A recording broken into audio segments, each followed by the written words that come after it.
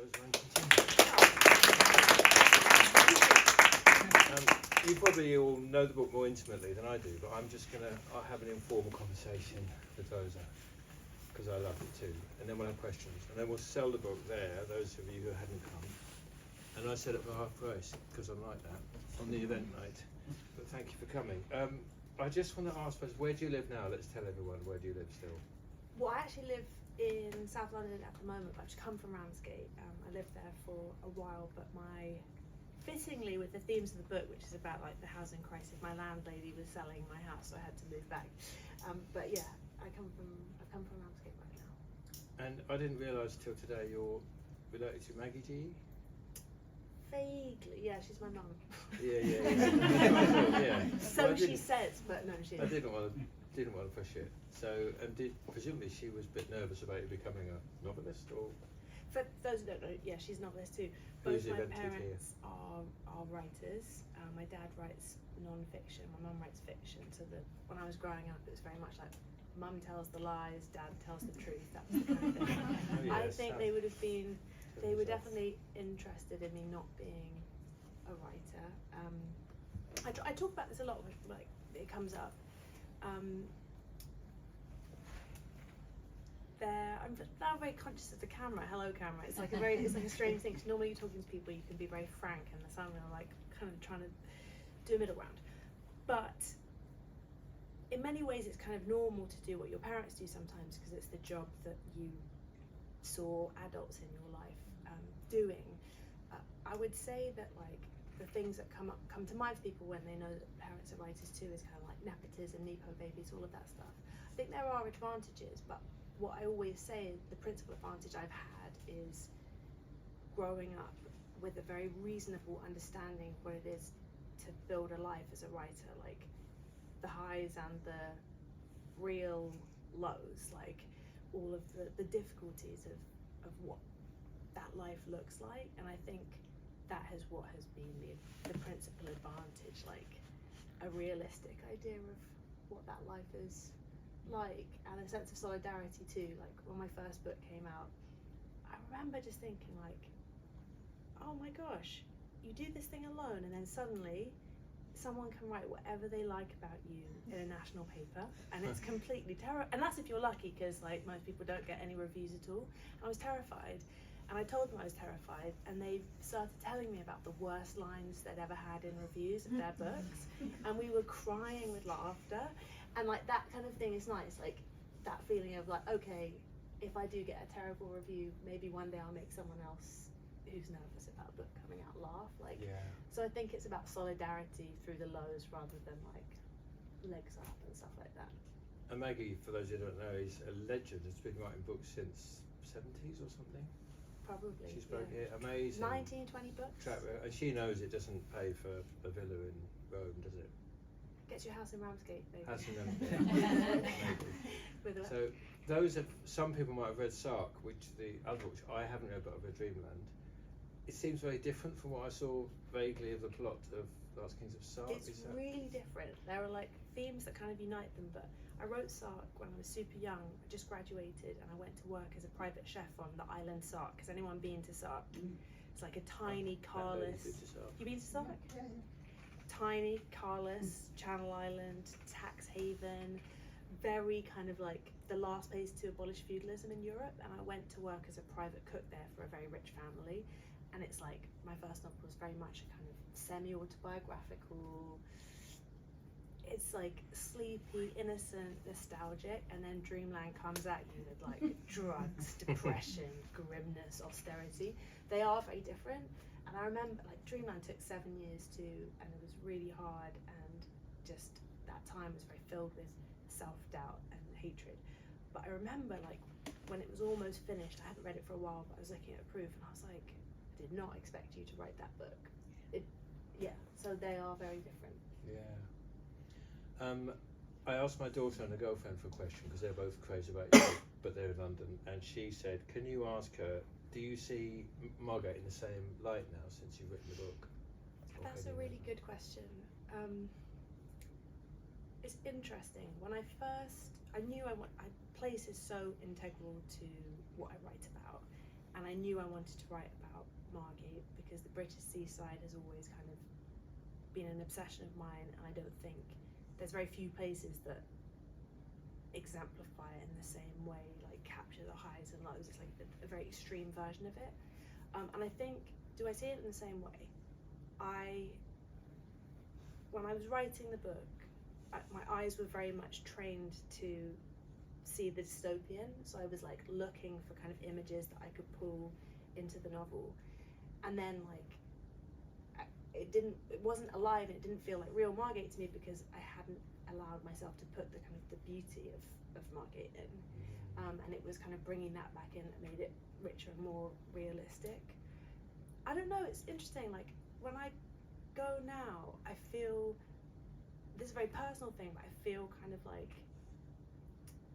really personally woven into the place. I feel like I've kind of connected myself to it. I don't feel like Margate feels it's connected to me, but I feel like I've tied myself to it in some way, and I feel really glad that I have.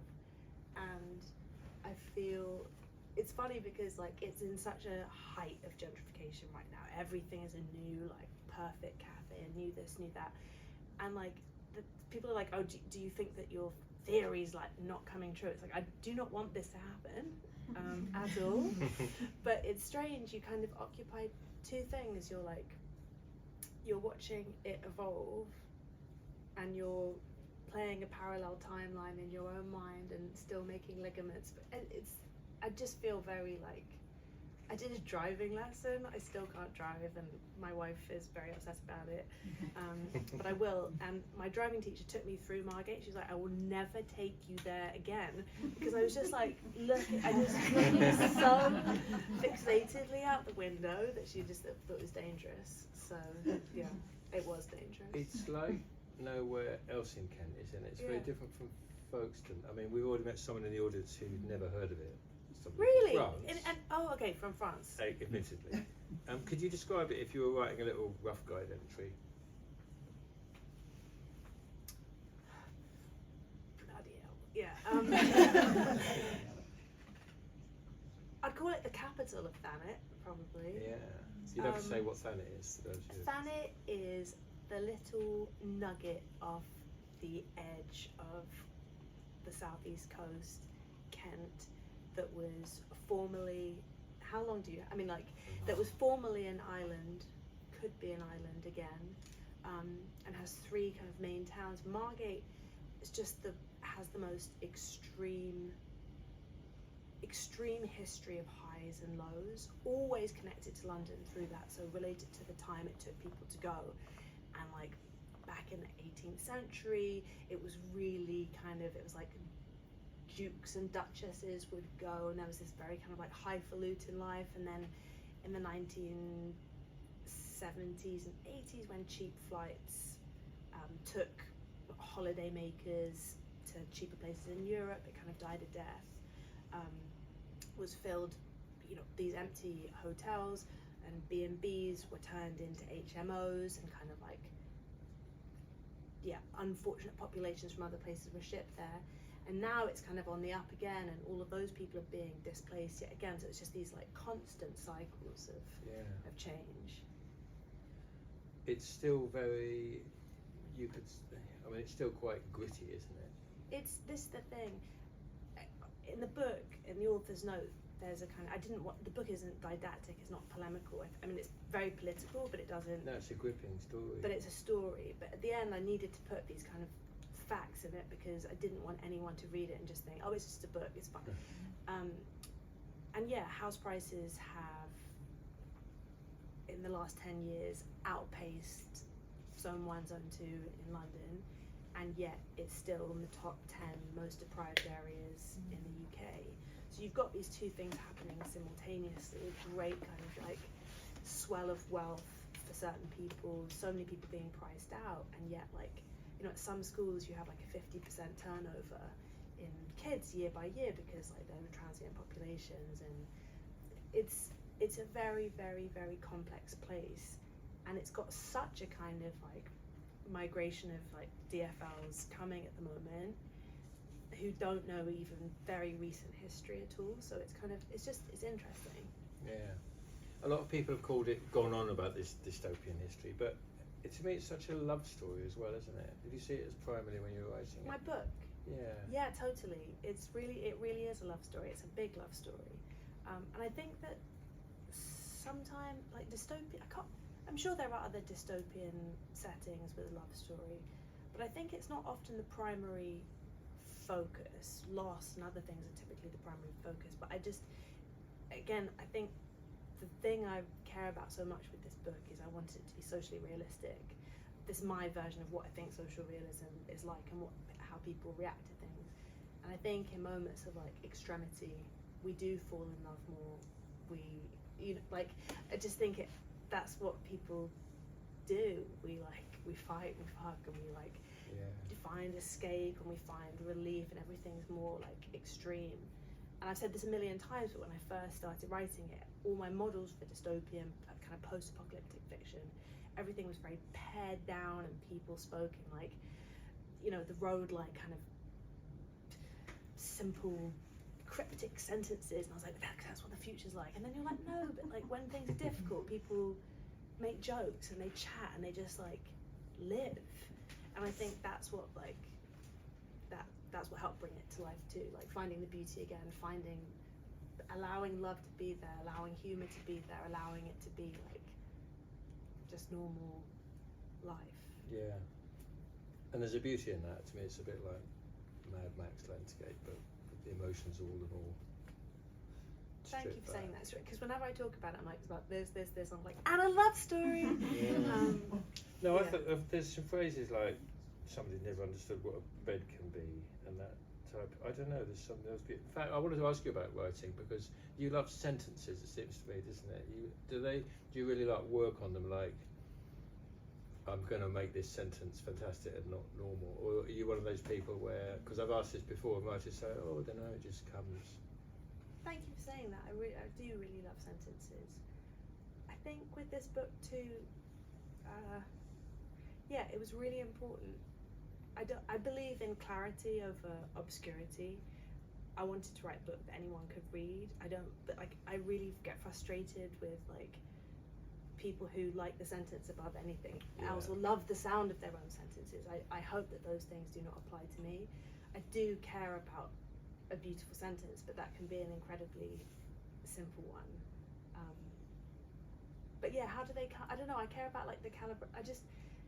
I definitely do play with things, but sometimes things come instinctively. I think more than anything, like if I'm good at anything as a writer, I love reportage. Like I love looking at things and working out what they are, what they'd be in words, or finding the right metaphor and it being fresh. But like, yeah, I never want it to be laboured. I want it to exist lightly.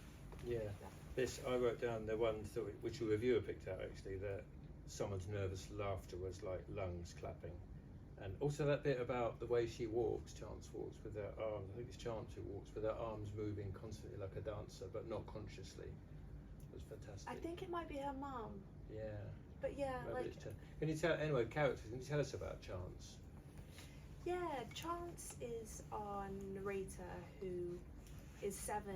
Well, she starts as a kid, and we kind of like cherry pick through her childhood, and you see Britain changing in the background, but the main action happens when she's 16. She's had a difficult life, but I really like her. I haven't ever done a kind of character analysis before. She's hard to summarise. Yeah, she's incredibly tough, incredibly soft too. She's got amazing physical ability. She kind of breaks into these houses that the DFLs have abandoned. A ferocious kind of like loyalty and tenderness. I really enjoyed being in her head. Really enjoyed it. Her relationship with her brother JD is quite physical and very close, and he sort of manhandles her because she's little, but not in a horrible way. Yeah. And I had a nice relationship like that with my sister, but I've never read that sort of rough, tough, lots of unspoken love sort of. Have you a brother like that? Have you read anything like that in a book? Because I've never read. I'm an only child, so I'm really glad that I've never read a brother sister. Yeah. Closeness like that.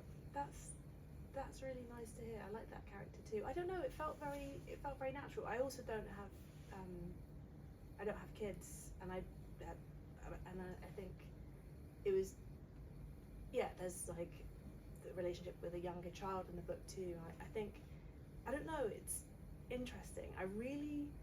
My narrators my books have been first person female narrators, but I've always loved writing their interactions with male characters, and it's kind of weird as well because like I'm gay too, so it's not, I have lots of male friends, but I've always found the kind of like male connections, kind of friendly or brotherly male connections, really natural and fun to write. I don't know if that relates to me being gay or whatever it is, but I was just giving context for like it's not.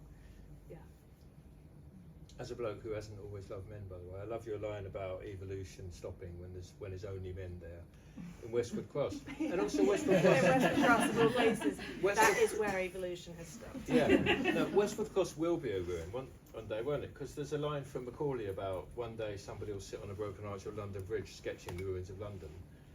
Little known line, and it's true.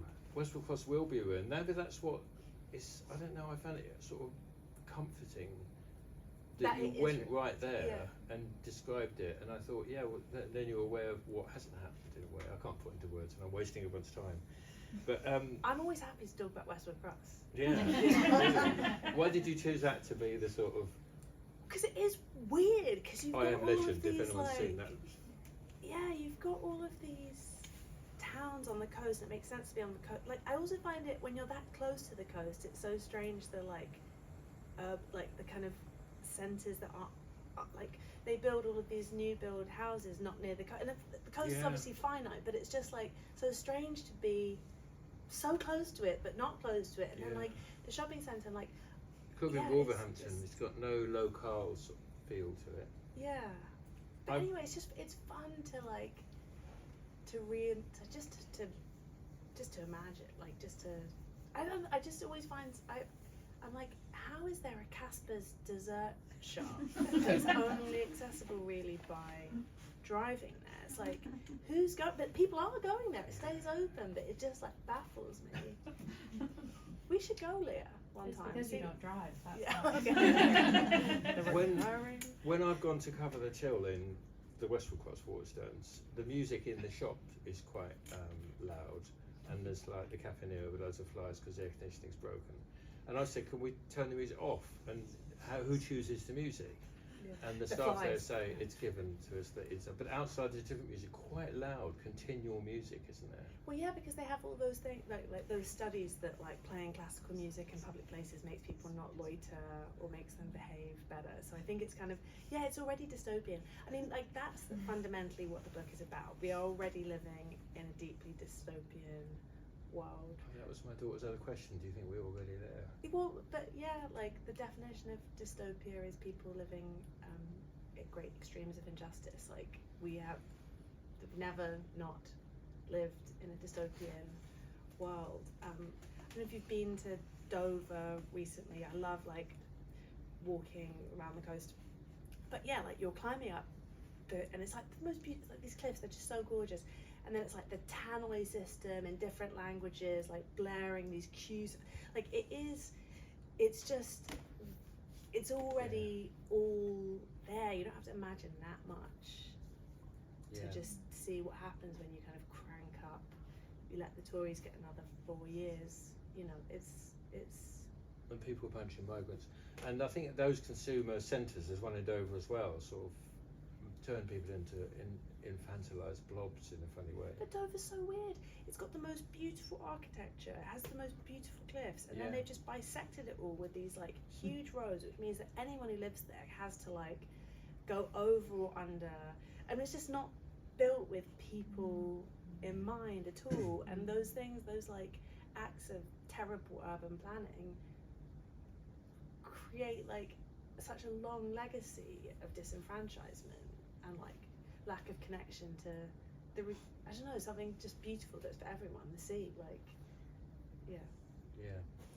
I met a customer who lives on Dover Cliffs who wanted to book on adders because apparently there's loads of adders and they love them, so suddenly I felt there's a romantic side. Have people probably mentioned Orwell to you? and you know, there's this organisation called Land Save, without spoiling the plot, which is very Orwellian, isn't it? Was that in your mind? Oh, it wasn't in my mind, actually. That's impressive. Side note, I used to DJ, and we called ourselves Down and Out because we did it in Paris and London. That's my principal. That's my principal Orwell question. Yeah. Did Paris make you think these people really know how to do a city? Because you lived there for a long time. I lived there for 7 years.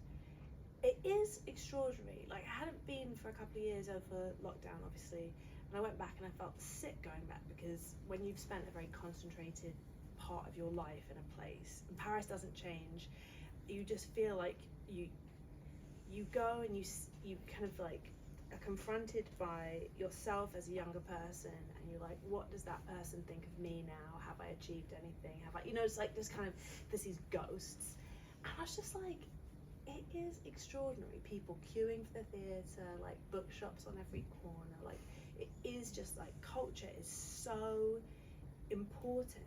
And I remember just feeling, I think it was the like time lag between not having been there for a long time, I just realised, like, of course I became, like, not of course I became a writer, but like I just, like, I was able to live cheaply there. You can live cheaply there. They have extraordinary libraries, like, where you can like work for free all day. Of course we have libraries here, but they are constantly being turned into luxury flat developments. It is just, there's such a focus on culture. It's a very, like, it's a beautiful thing. And there's also, like, they have a really wonderful lack of time pressure becoming, like, a writer too. Like, if you said you're a writer, people are like, you can't be, because you have to be like 50 to be a writer. And then, like, you know, people study for like 20 years, and it's very, like, I don't know, I think they just have so many things right in that way. Like, they have prime time TV, which is just like writers talking about things. I don't want to do that. I don't think we should necessarily do that, but it still suggests the kind of, like, there's funding for it too. Yeah. There's funding for it, and I think that means that, like, more people can do it. And I looked into this because I was so puzzled that Bayonne had 4 bookshops, and they just give them massive tax breaks, whereas tax breaks, and Amazon cannot undersell. So Amazon, there's like a minimum price for a book, and that is it. Yeah. Yeah, it's wonderful. It's a different attitude. And now, what was the prize I didn't know that you got from Shakespeare's bookshop? From Shakespeare and Company, it is an amazing story. When I tell it, sometimes I'm like, you sound like a fantasist, but it is true. I was moving to Paris to work for a 2-man real estate company on the Champs-Elysees, where I had to be a receptionist, and my only job was to wear a short skirt and serve people coffee. It was whatever. I was paid cash in hand. Hello, video. And yeah, I wrote my first novel there. But when I was taking the Eurostar, my dad was like, look, there's an advert in the TLS. Shakespeare and Company, the famous bookshop, is doing a prize for a novella. I'd studied French, and I was really obsessed with André Gide, who thought that, like, writers should write a novella first. And I was like, I'm going to write a novella first. I didn't know that. Yeah, he was like, you know, he's like, write a short story, then a novella, then a novel. And I've written a short story, so I was like, time for the novella, guys.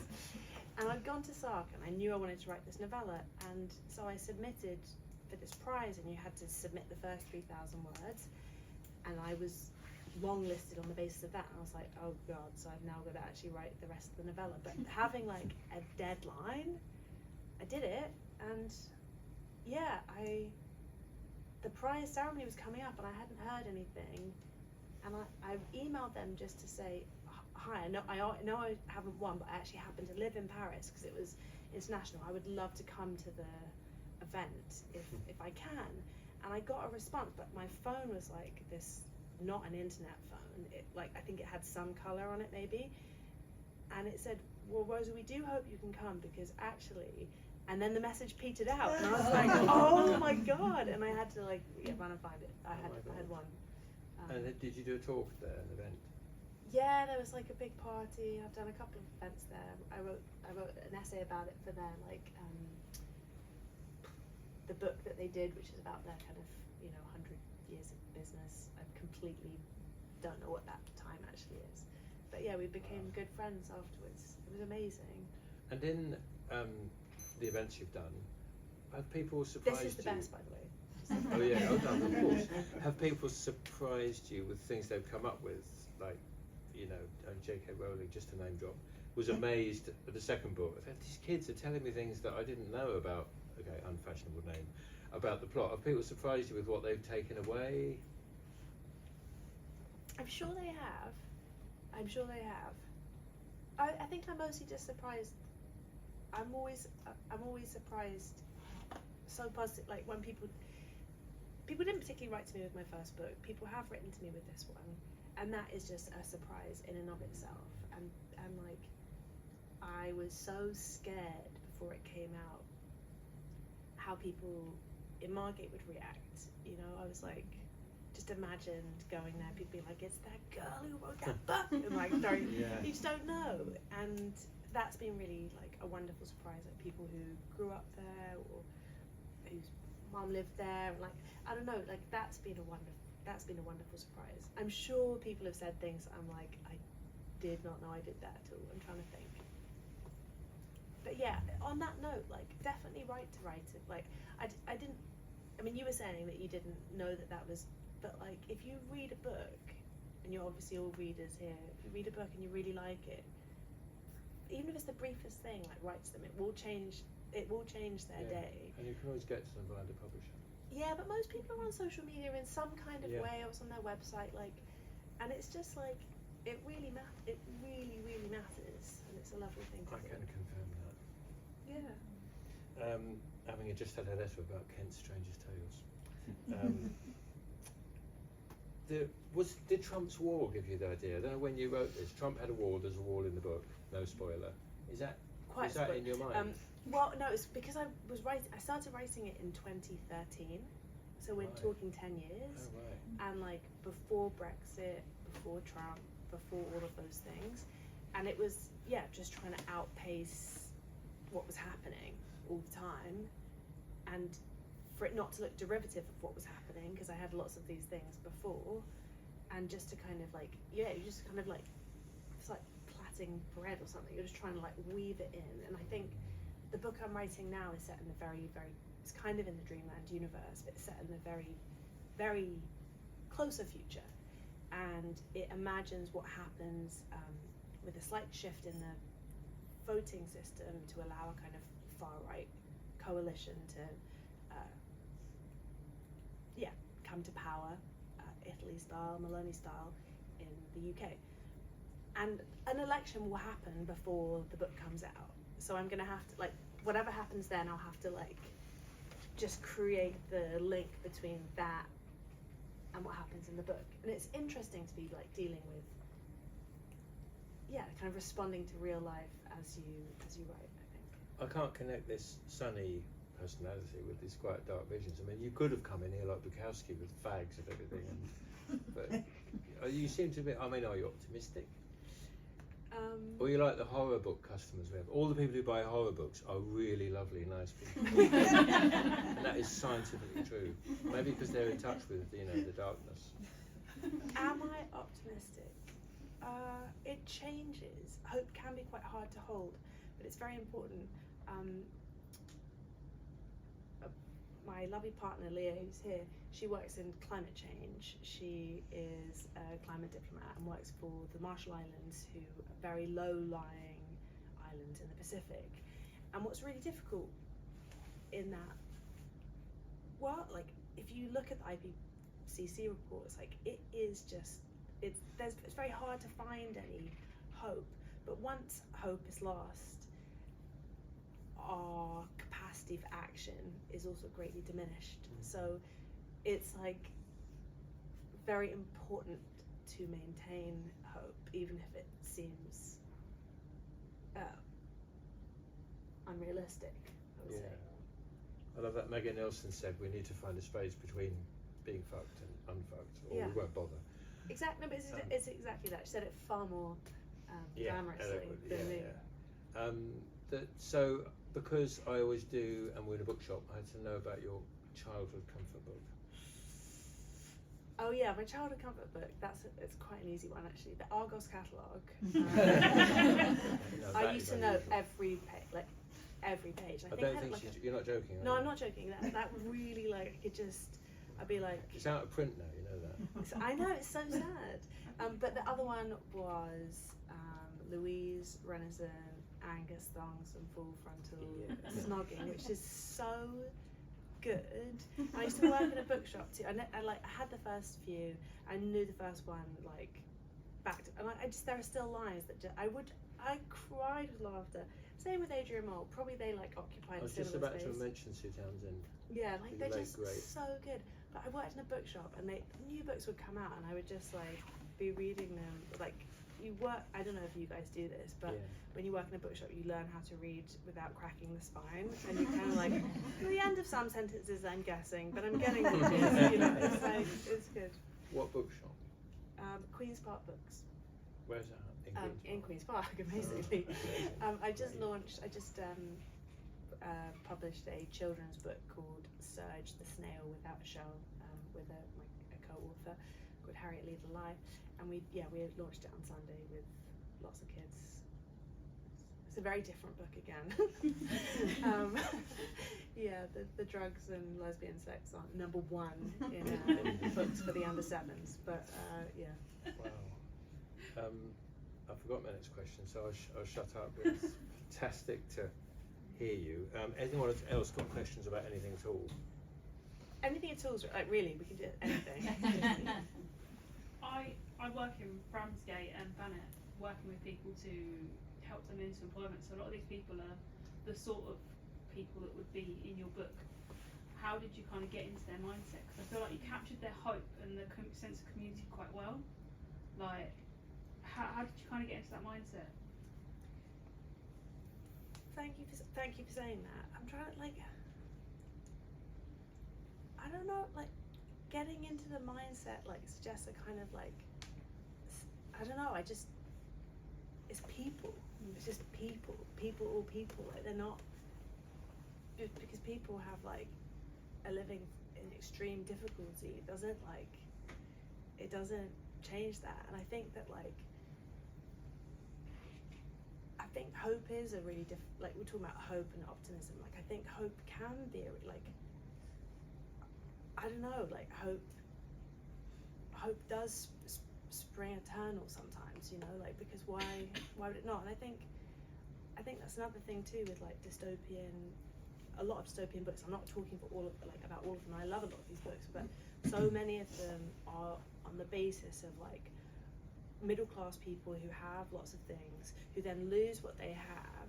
So it's that's the tragedy, that I had everything, now I've lost it.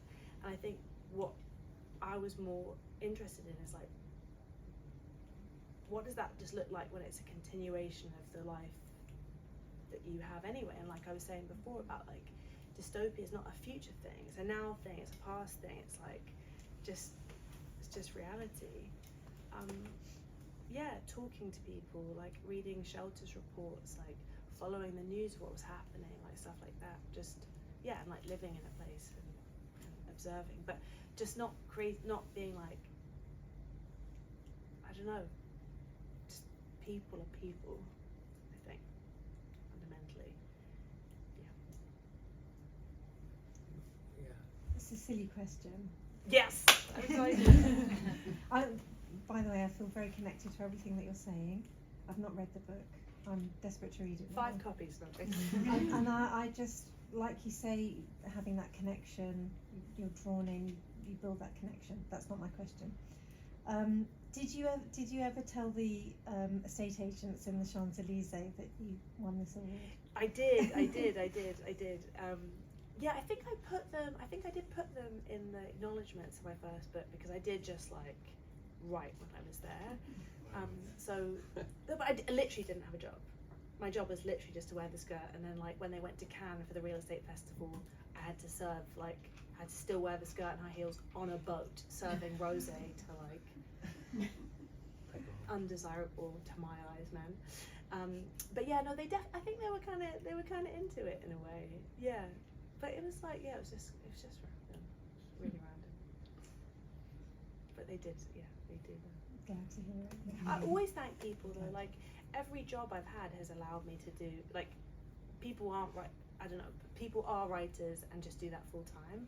That's not something that like I have done. I've worked the whole way through, and I've always been incredibly grateful to anyone who's offered me any employment, because it's facilitating the other thing. And to cafe owners, I'm always grateful to them. I'm like, you have like put me up for hours with me like grimacing and kind of speaking to myself. So yeah, I'm always grateful to them. What brought you to Planet? Did you move there because you wanted to set the book in Margate? So I used to go there a lot as a kid, on family holidays, and then my parents moved to Ramsgate maybe 13, 14 years ago. And so and it was weird, like I'd been there as a kid, but then when they moved there, I really just felt like the house that I'd grown up in, their house was just like, I just felt like it just made sense to me. Like some places just make sense to you. And then I moved to Margate for a while when I'd already started writing the book. But I was very like, I didn't really make any friends. I was very like solitary because I felt so secretive. And I had this like manuscript, and when I printed it out, like rather than Dreamland on it, I wrote like DL, because like I just felt so like, I don't know, I think, yeah, I just felt shy. And then I moved to, I kind of didn't want to be affected by like, I don't know. And then I moved to Ramsgate we were there for like 4 years or something, 5 years. Yeah. But I do love it so much. Like I love it. I don't like the phrase like a love letter to a place, but yeah, I do love it. It's very complicated. Anyone else? Yeah. What is it? I mean, so where did you get the idea to? Was it Margate that gave you the idea for the dystopia, or did you have the idea for this dystopian narrative, and were looking for a place to situate it in? I'm just thinking that like another dystopian book that begins in Margate is David Seabrook's All the Devils Are Here. Great book. And Yeah. he's sitting on Margate Beach, and obviously it was written before gentrification was coming along, and he's sitting on the beach, and it's a really grey day, and he sees the words toilets, those iconic toilet building on the beach, and then realises it's an anagram of T.S. Eliot, and remembers that Eliot lived in a hotel there and wrote The Wasteland, and then that gets him to explore the dark corners of Kent, the dystopian. That book has got one of the most disturbing endings. Yeah. He's a great writer, and that opening Margate section is great. I wanted to write I wanted to write a dystopian novel because I do believe in writing the kind of books that you want to read, and I've always loved them. Just like, yeah, I was obsessed with like Zeb for Zachariah and books like that when I was a kid. I had like my caramel packed. I was ready to go with one can of beans. I would have been dead in about a day. But yeah, like, so I wanted to do that, and also partially because my first book was so semi-autobiographical, and lots of people were like, was it based on your life? Was it based on your life? And which is a very fair question, and most first books are. I wanted to write something that was like made up, and if it was in the future, then it kind of had to be made up. So it was like a kind of personal challenge to myself, based in a mode that like I really loved. And then yeah, I think I probably had the idea for it when my parents moved, and Margate had always been obsessed with. Like my first book is still, it's an island, it's like the coast. I don't know, like it's just so it was like that, and then like the history of Thanet really interests me, and yeah, like you have to, it's so, I mean, some people are faster than me. That book took nearly a decade, so you have to be interested in so many different components, like love lesbian sex, love the sea, love the stuff, like, so it all kind of like, there have to be enough things to get you through a long time. I think I had a dream about it. Did you dream about it at all? I've had lots of people say it like gets in their Really? head Yeah, and they dream it about is. it. I think they're more nightmares mostly. I did dream about it sometimes. Yeah, I did. There's a lady here. Just mainly just to say how much I enjoyed the book. Thought it Oh, was thank just you. incredible. And as somebody who went on day trips to Margate in the 80s when it was Wow. right in the deprived, I've always been drawn to it. But it's the sea that is one of the abiding memories of the book. And I didn't realise your first book was in Sark as well. I'm just wondering how you managed to capture it, and do you feel it is either beautiful or terrifying? What's the Oh, thank you which so one much. would you come down on? Because I go into both when I read your book. It's absolutely both. Yeah. Like Leah's really good at swimming in the sea, and if she goes in like above her knees, I'm like, be careful from the beach. So like it definitely scares me. I also find it the most endlessly like beautiful thing. Like, Yeah. during lockdown, I was alone for 4 or 5 months, or whatever it was, and like the privilege of being able to look at the sea and have it change, just like felt so expansive and amazing. And like there's a bit in the book where they're like Chance is talking about how can it be free, like how can it be free. It's the same as love. It's like love is free when you find it, and like the sea is free, and that's one of those like most amazing things. I don't know, like the light on the water is just it. I mean, many people have liked it, like Turner, and you're like it's not new, but it is absolutely terrifying. It is both, and I think that's the thing. You know, it's about like sea levels rising. Yeah. Sea levels rising is absolutely like terrifying. At the same time, more sea, more beauty at certain moments, right? So like it's just, it has to be both. And I think there wasn't enough sea in earlier versions. It's funny, like the kind of like bullet points with each draft, you're like, more sea, and in the sea, you know, like make it. So yeah, it's like thank you for liking And this. thank you for putting more sea in, because I But yeah, loved it. always. I'll get more sea into the current one because it's set in London. We'll work that out. Yeah. I too read it a while ago and I really loved it. Oh, So thank my you. question, without wanting you to give anything away, did you always decide how you were going to end the book? Yeah, yeah, like people, the ending has mixed response. It was always the ending. Like Okay. I wrote the ending really, really, almost at the beginning, like particularly the last paragraph. I really did. And yeah, people have a mixed response to it, and I think I've had people write to me and say like, is it happy or sad? Like, is it happy or sad? And yeah, and I think I can say this without spoilers. I am an optimist. That is where the optimist comes out. Like, I feel faith in that ending. Like, what that looks like, I'm not sure, but I do feel faith in it. Like, I feel it is an optimist's end. But like, what are you gonna do? Like, you make something neat and happy. That to me is not realistic. You kind of you tread a line. But I do hope to continue the story in some way. Yeah, again, I was wondering that again without wishing to spoil anything for anyone who hasn't read it. Yeah, and I think I don't know what I could exactly say about this, but it will hopefully be on a screen too in TV form, and I think that could be an interesting way to continue the story. And I'm also really interested in continuing it, and this might diverge from like a TV version, but like I'm also interested in continuing it too. So yeah, it's I hope it like is self-contained, and I believe it to be self-contained, but I'm also interested in what happens afterwards. Wonder who you could imagine playing Chance. I think that would have to be like a total unknown, Yeah. because 16 too, like it's a proper launch. Scanning the audience, is any always casting. Has it been optioned? It's been it's been hopefully. I mean, it's been greenlit, but yeah, I'm not sure what I'm allowed to say. We all know what exactly. that means. Okay. Exciting. Yes. Yeah, okay. See, I've been got slight anxiety about this because it's a really silly question.